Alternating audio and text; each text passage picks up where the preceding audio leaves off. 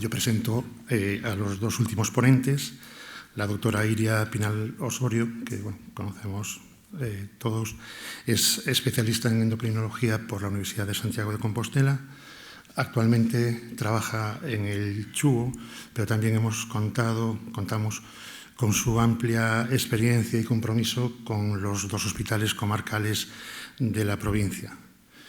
Decir que posee experiencia y amplios conocimientos en los campos de diabetes mellitus, obesidad, riesgo cardiovascular, habiendo sido y siendo ponente en diversos cursos autonómicos y nacionales en torno a estos temas.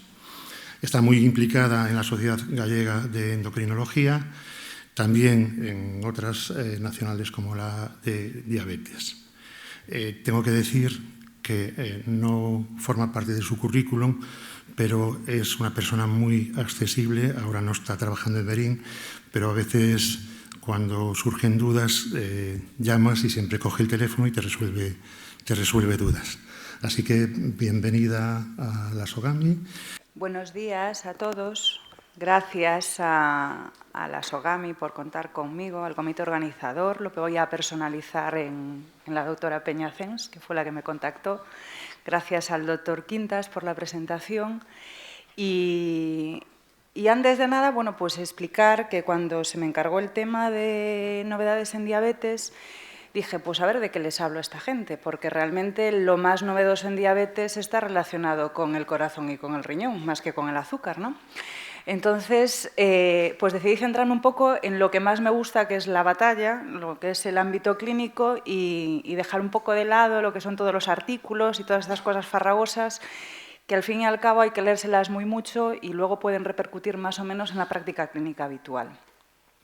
Estos son mis conflictos de intereses, me caso con todos y no me caso con nadie. Y esta va a ser la agenda, ¿no? Vamos a ver qué hay de nuevo en este último año en las guías de práctica clínica, qué novedades hay en cuanto a los parámetros de control y a la tecnología en diabetes, que es algo que nos va a tocar a todos de muy cerca en la diabetes tipo 2, y qué novedades hay en los fármacos. Entonces, en cuanto a las guías de práctica clínica, vamos a hablar de la Biblia, que es la ADA, las guías de la Asociación Americana de Diabetes, que como sabéis se realizan a finales de cada año y se publican a principios del año siguiente. Estas son las del 2023. Hablaremos para jugar en casa de las guías de la SEMI y hablaré la parte que me toca, que son las guías de la SEM. 3 pinceladas, ¿no?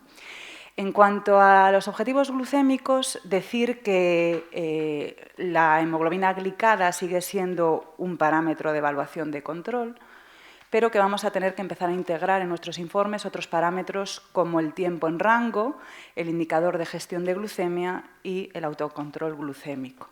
Porque en los años venideros nuestros pacientes dispondrán de nuevas tecnologías y a los médicos que vemos diabetes tipo 2, primaria, interna, endocrino, principalmente, pues nos va a tocar ver este tipo de informes. El tiempo en rango es el tiempo que el paciente se encuentra en la mayoría de los pacientes tipo 2 entre 70 y 180 miligramos de decilitro al día, el tiempo en 24 horas, y se asocia con el riesgo de complicaciones tanto microvasculares como que se empieza a ver también en las macrovasculares. Y además, tanto el tiempo por debajo del rango, las hipoglucemias, como el tiempo en hiperglucemia serán parámetros útiles para la evaluación del tratamiento. En cuanto a la tecnología, se empiezan a mojar y nos dicen que hay que tener preferencia por dispositivos, ¿vale? Que tenemos que empezar a dejar de lado la libretita con los números ilegibles y a veces incluso inventados que nos traen los pacientes, y es en lo que vamos a basar nuestras decisiones terapéuticas. O sea, estamos basándonos en un cuaderno que puede ser real o no puede ser real. Bueno, pues tenemos que empezar a preferir dispositivos electrónicos, ¿no? Refuerzan el papel de la monitorización continua de glucosa y en esa utilidad a la hora de tomar decisiones terapéuticas. Recomiendan individualizar el uso de tecnología. Partíamos ya desde hace algunos años de glucómetros que cada vez nos van aportando más información, que están unidos a apps, y continuaremos con la monitorización continua de glucosa, que los americanos se atreven a decirnos que deberíamos ofrecérselo incluso a todos los diabéticos tratados con insulina basal. Luego veremos qué es lo que nos dicen nuestro ministerio. En cuanto al tratamiento farmacológico, la novedad de la ADA es simplemente que ponen de manifiesto el consenso entre la ADA y la Asociación Europea de Diabetes del 2022, que el enfoque es holístico y multifactorial. Vamos a dejar un poco de lado el glucocentrismo y fijarnos solamente en lo que es las cifras de azúcar y ver al paciente como un todo, con su patología cardiológica, con su patología renal, con su obesidad, a la hora de establecer objetivos terapéuticos. Que el inicio de tratamiento farmacológico es cuando diagnosticamos la enfermedad. Sabemos que en los diabéticos tipo 2 el retraso en el diagnóstico es fehaciente. En el momento que le ponemos la etiqueta probablemente lleve años de exposición a niveles altos de glucemia y que en los adultos con diabetes tipo 2, alto riesgo cardiovascular, insuficiencia cardíaca o enfermedad renal crónica, tendríamos que incluir fármacos que hayan demostrado un beneficio a nivel cardiorrenal. Lo resumen todo en esto, que es muy amplio, entonces vamos a centrarnos en la primera parte, ¿vale? Enfoque holístico.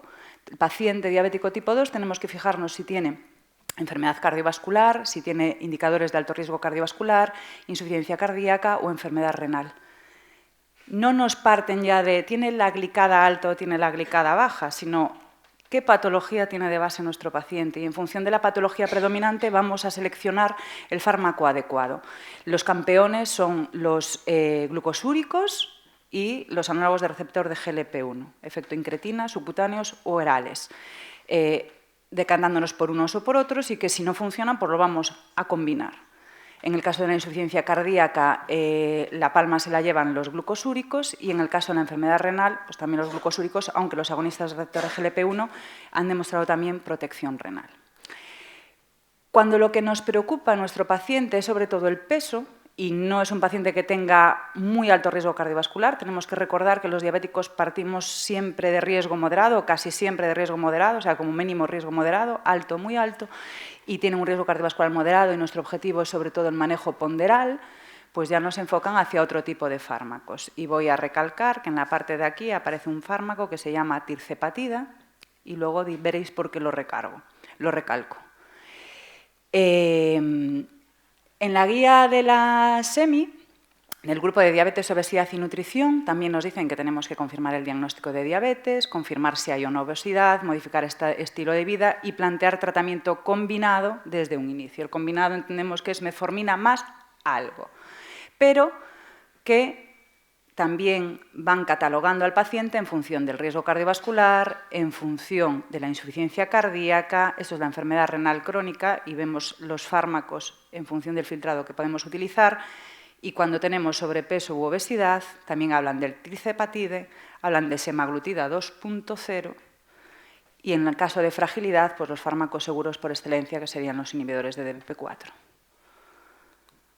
Si nos vamos a las guías de endocrinología, veis que ya van incluyendo los parámetros de monitorización continua de glucosa y esto es el gráfico que vais a tener que empezar a interiorizar porque cada vez más información sobre el control va a venir descrita de esta manera, en donde nos hablan del tiempo en rango, como os decía antes, cifras entre 70 y 80, hipoglucemias, grado 1 por debajo de 70, grado 2 por debajo de 55, hiperglucemias, grado 1 por encima de 180, grado 2 por encima de 250, y modifican estos parámetros en función de la fragilidad del paciente. Existen parámetros diferentes para gestantes porque la idea es que cada vez se emplee más la monitorización continua de glucosa en los diferentes tipos de diabetes, ¿vale? Hablan de objetivos de control metabólico, ya sabéis que desde hace algunos años no vale el café para todos, ni glicada por debajo de 7 ni de 6,5 para todos. En los pacientes que manejamos cada vez con más frecuencia porque viven más, suelen ser pacientes frágiles, no tenemos que llevarlos a glicadas de 7, con glicadas por debajo de 8,5 sería suficiente y evitar hipoglucemias utilizando fármacos que no las produzcan. Pues cuando hay que utilizar insulina no queda otra, pero si podemos emplear fármacos seguros es lo que debemos emplear en nuestros pacientes añosos. Y cuando nos ponen el gráfico de tratamientos, pues también hablan o de riesgo cardiovascular moderado, alto, muy alto. Si queremos centrarnos en la glicada, somos endocrinos, no lo olvidéis.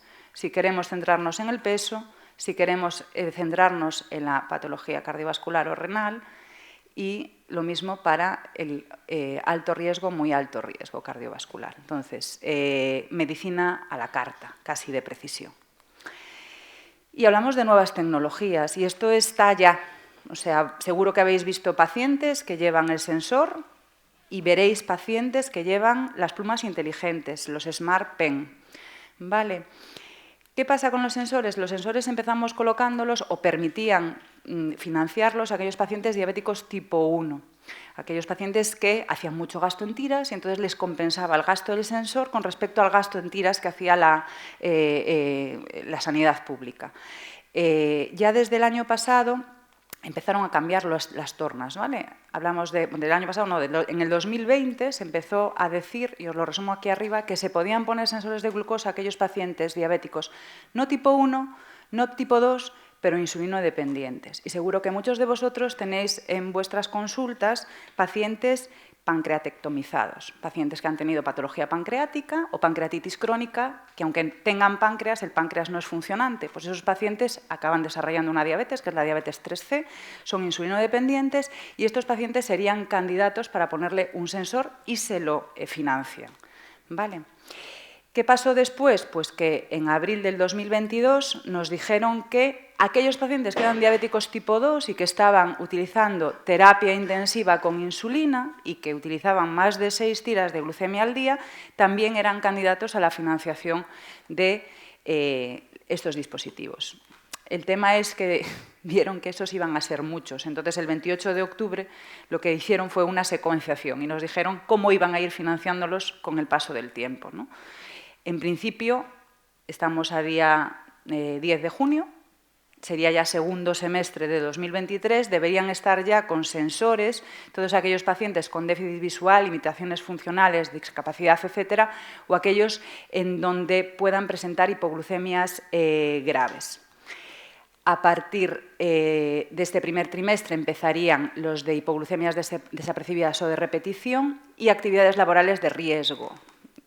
Conductores de autobuses, taxistas, albañiles que trabajan en altura, estarían indicado colocarle este tipo de sensor. Bueno, y a lo largo del 2024 el resto de pacientes, ¿qué quiere decir? Que teóricamente si lo hacemos bien, los pacientes acceden y son pacientes candidatos porque lo van a entender y van a utilizarlo, de la mayoría de nuestros pacientes diabéticos tipo 2 estarían con este tipo de monitorización y el informe que veríamos sería algo así.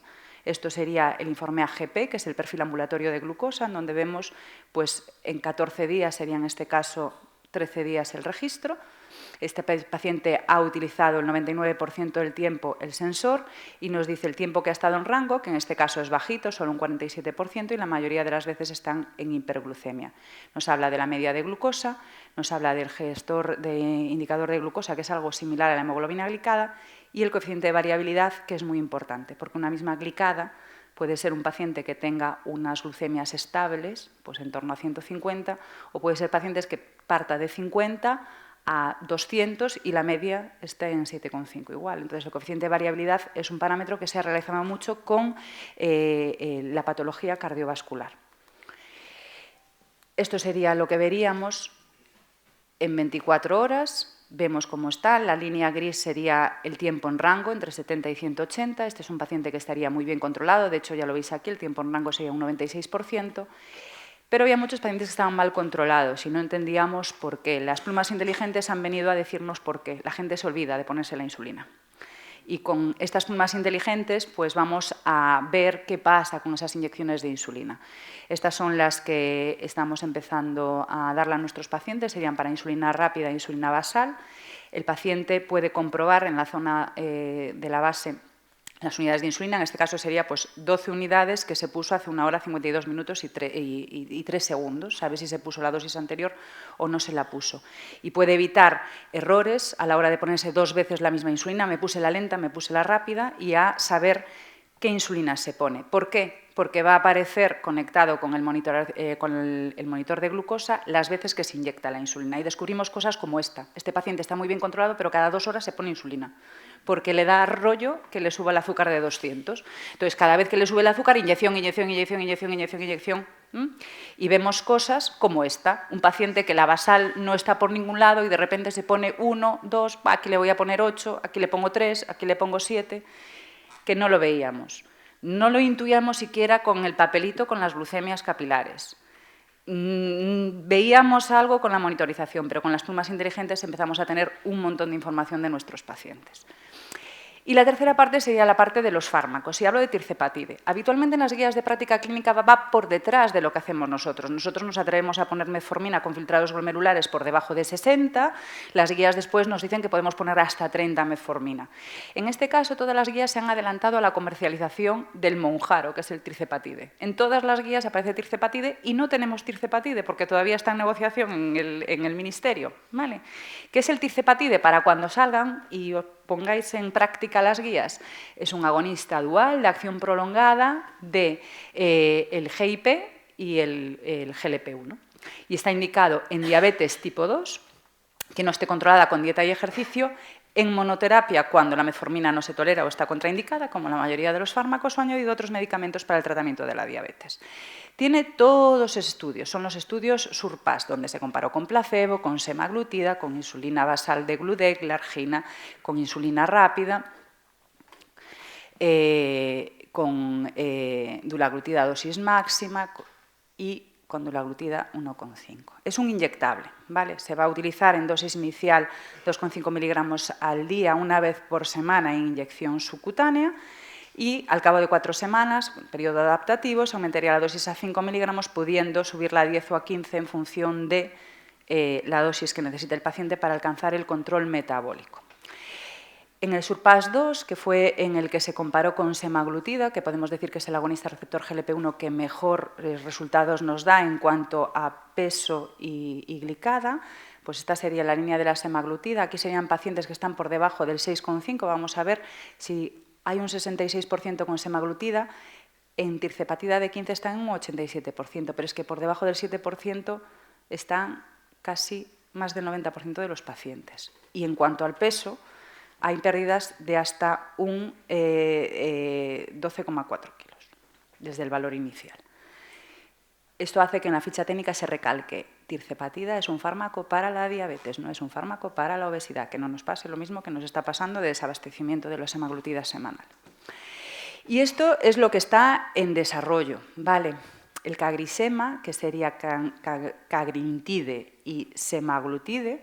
Esto es un péptido similar a la amilina, que tiene un efecto muy parecido a los agonistas de receptor de GLP-1, pero está en fase 2. En fase 3 estaría la sema de 25 y de 50 miligramos. Sabéis que la oral que estamos utilizando es de 14 miligramos. El icosema, que sería una molécula que une insulina icodec y semaglutide semanal.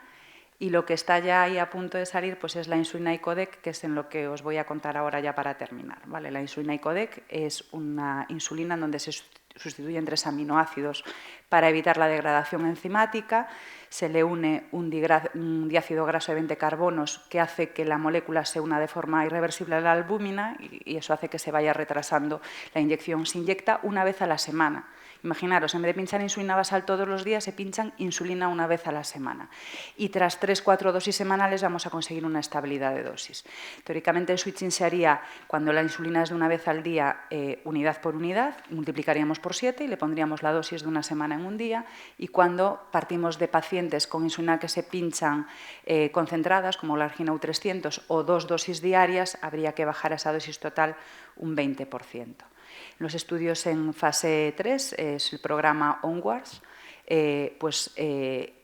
comparan insulina pues, con Largina U100, el ONWARDS 2 con insulina tresiva, con la de Gludec, con de Gludec y otros fármacos no insulínicos, incluidos agonistas del receptor de GLP-1 subcutáneos u orales, Largina U100 e insulina rápida, comparado con insulina rápida, y con todo tipo de insulinas, porque el ONWARDS 5 es en vida real, entonces es coger a los pacientes que estaban en tratamiento con insulina y compararlos con la insulina icodec. Y aquí ya termino, porque el año que viene, si queréis, os sigo contando más cosas, porque no sé si las guías se volverán a adelantar y pondrán fármacos que todavía no tenemos disponibles y lo único que hacen es ponernos los dientes largos, o realmente lo que pasará es que se asentarán estos fármacos y empezaremos a utilizar, pues a lo mejor a finales de este año o a principios del año que viene, y hasta el año que viene no podemos decir nada. Nada más.